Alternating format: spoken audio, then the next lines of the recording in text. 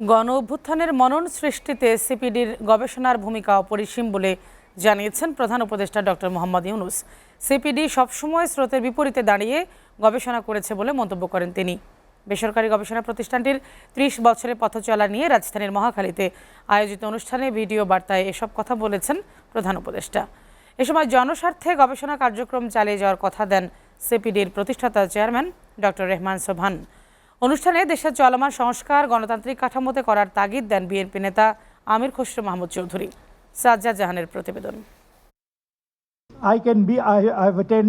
৩ দশকের পথ চলায় অংশীজনদের নিয়ে রোববার রাজধানীর ব্র্যাক সেন্টারে দিনব্যাপী সেমিনারের আয়োজন করে গবেষণা প্রতিষ্ঠান Centre for Policy Dialogue CPD. So you do work, you are criticized, but you cannot be ignored to that extent.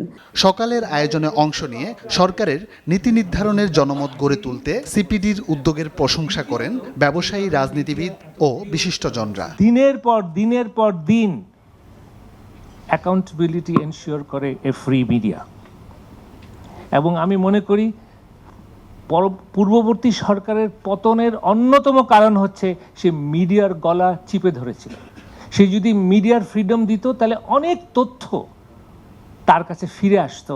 অংশগ্রহণ আর অংশীদারিত্ব দুটোর মাঝে যদি পার্থক্য করে ডেটাবেস দিতে পারে আমাদেরকে সিপিডি, তাহলে দ্যাট উইল বি ওয়ান্ডারফুল। আমরা যারা নারী নিয়ে কাজ করি।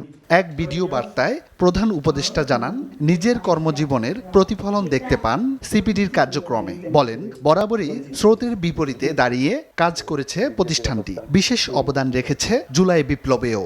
একটি গণতান্ত্রিক, ন্যায়ভিত্তিক ও জবাবদিহিমূলক সমাজ প্রতিষ্ঠায় সিপিডি সবসময় সচেষ্ট থেকেছে। সাম্প্রতিক ছাত্র জনতার গণ অভ্যুত্থানের মনন সৃষ্টিতে সিপিডির গবেষণা ও জনসচেতনামূলক কার্যক্রম অশেষ ভূমিকা রেখেছে। এই কারণে এই প্রতিষ্ঠানটি সবসময় আমার কাছে বিশেষ তাৎপর্য বহন করে। আগামীতেও গণমানুষের জন্য কাজ করার কথা দেন সিপিডির প্রতিষ্ঠাতা চেয়ারম্যান অধ্যাপক রেহমান সোবহান, যেন স্বাধীনভাবে কার্যক্রম চালাতে পারে সেই প্রত্যাশা করেন সিপিডির সম্মাননীয় ফেলো অধ্যাপক রনক জাহান। When we began this tradition of having dialogues, creating a common space and bringing civil society into the policy making process.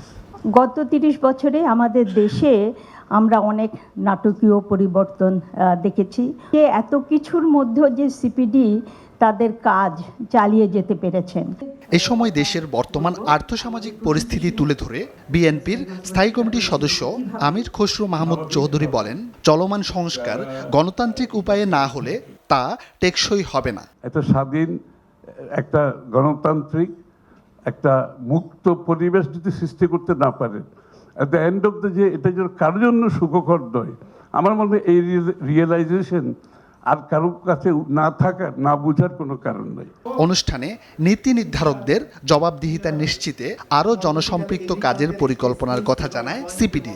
Policy related, law related, institution এবং অপারেশন রিলেটেড যে সমস্ত রিকমেন্ডেশন দেওয়া দরকার সেই জিনিসগুলো করা হয়েছে। একই সাথে সাজ্জাদ জাহান, এসটিভি, ঢাকা।